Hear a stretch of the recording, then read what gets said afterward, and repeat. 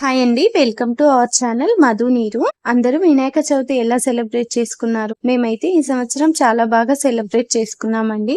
మాకు తోచినంతలో అన్ని ప్రసాదాలు చేసి పెట్టాము. అలాగే వినాయకుని పూజ కూడా చేసేసుకున్నామండి. మా పెళ్ళైనప్పటి నుంచి ఎప్పుడు వినాయక చవితికి పూజ చేసుకోవాలనుకున్నా ఏదో ఒక ఆటంకం లాగా అయిపోతుందండి మాకు.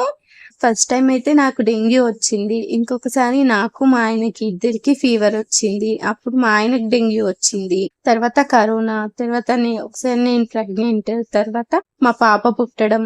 ఇలా వినాయక చవితి పూజ మాత్రం మేము చేసేసుకోలేదు. అన్ని పండగలు బాగానే చేసుకున్నాము, కానీ వినాయకుని పండగ మాత్రం లాస్ట్ టైం నార్మల్ గా చేసుకున్నాము. ఇంక ఈసారి అయితే కొంచెం బాగా సెలబ్రేట్ చేసుకుంటున్నామండి.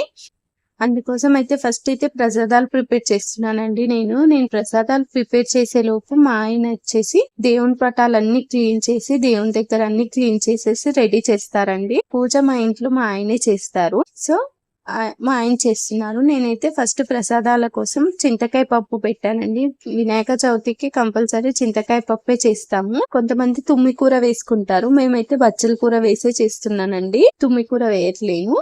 సో పప్పు అన్నం పెట్టేశానండి. పప్పు అన్నం అయ్యేలోపు ఉండ్రాలు చేసేసుకుంటున్నాను. ఫస్ట్ అయితే గారెల కోసం మినపప్పు నానబెట్టానండి. మినపప్పు కూడా అప్పుడే నానబెట్టాను, ముందైతే నానబెట్టలేదు.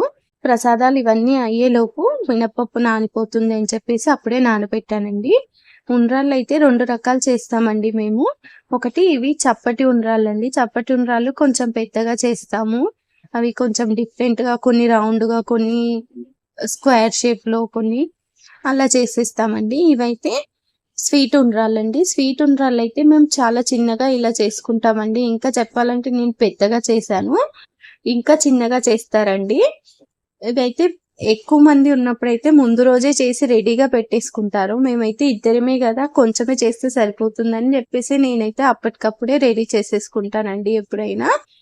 సో అప్పటికప్పుడే ఇలా స్వీట్ ఉండ్రాలు చేసేసాను. స్వీట్ ఉండ్రాల కోసం ఉండ్రాలు చేసేసానండి. ఇందులోనే కొంచెం పాల తాలికలు, కొన్ని ఉండ్రాలు 2 కలిపి చేసేసుకుంటాము. సో పప్పు అయ్యింది కాబట్టి ఉండ్రాలు కూడా పెట్టేశానండి. ఈ పప్పుని కొంచెం రుబ్బేసుకొని పోపు పెట్టేసుకోవాలండి. అన్నము పులిహోర కోసం కొంచెం పక్కకు తీసి చల్లారబెట్టాను. ఆలోపు ఉండ్రాల పాయసం కూడా రెడీ అయింది. అందులో యాలకుల పొడి వేసి కలిపేసుకున్నానండి. ఇక పోపులు పెడితే అయిపోతుంది. పోపు కోసం ఫస్ట్ అయితే పప్పు పోపు పెడుతున్నానండి. పప్పు పోపు పెట్టేసి కలిపేసుకుంటున్నాను.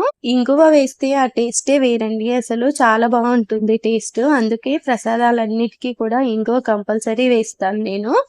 నార్మల్ డేస్ లో ఒకవేళ వేసినా వేయకపోయినా కూడా స్పెషల్ డేస్ లో మాత్రం కంపల్సరీ స్పెషల్ గా ఉండాలి కదా.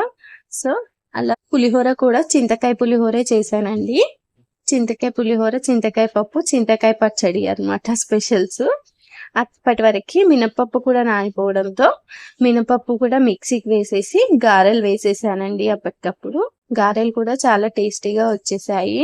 నార్మల్ డేస్ లో ఎలా వచ్చినా కూడా టేస్ట్ పండగ రోజు దేవుని కోసం చేస్తాం కదండి, ఆ రోజు మాత్రం టేస్ట్ చాలా చాలా బాగుంటున్నాయి ఏ వంటలైనా సరే. అలాగే నా వంటలన్నీ అయ్యేసరికి మా వారి పూజ కూడా రెడీ అయిందండి. పూజ చేసేస్తున్నారు మా వారు కూడా, దీపం పెట్టేశారు. సో దేవునికి కూడా మేము ప్రసాదం పెట్టేస్తున్నాము. మాకైతే వినాయకునికి విగ్రహం పెట్టుకునేదైతే లేదండి. అలా ఉన్న వాళ్ళే పెట్టుకోవాలంట, లేని వాళ్ళు పెట్టుకోవద్దన్నారు. అందుకనేసి వినాయకుని ఏదైనా పటం ఉంటే దానికి పూజ చేసుకోవచ్చు అని చెప్పారు. అందుకోసమని మా దగ్గర స్పెషల్ వినాయకుని ఫోటో అయితే లేదండి. లక్ష్మీదేవి, సరస్వతి, వినాయకుడు ఉన్న ఫోటో ఉంటే దానికే మేము సపరేట్ గా కింద పెట్టేసుకొని పూజ చేసుకున్నామండి. ఇలా బంతి పూలతో సింపుల్ గా డెకరేట్ చేసేసుకున్నాము. అలాగే వినాయకుని పూజలో పుస్తకాలు, పెన్నులు అవన్నీ పెట్టుకుంటారు కదా, అలానే మేము కూడా పుస్తకాలు, పెన్నులు అవన్నీ పెట్టేసుకున్నామండి, మావి మా వారివి. మీరందరూ వినాయక చవితి ఎలా సెలబ్రేట్ చేసుకున్నారో నాకు కామెంట్ లో చెప్పండి. అలాగే నా వీడియోస్ కనుక మీకు నచ్చినట్లయితే please like, share and subscribe our channel Madhu నీరు.